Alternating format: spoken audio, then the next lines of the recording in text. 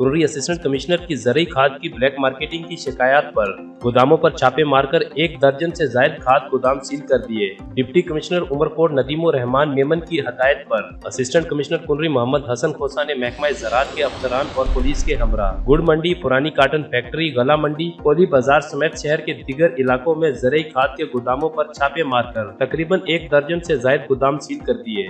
गुड़ मंडी में ज़रूरी अद्वियात डीलर की शॉप पर भी छापा मारा गया।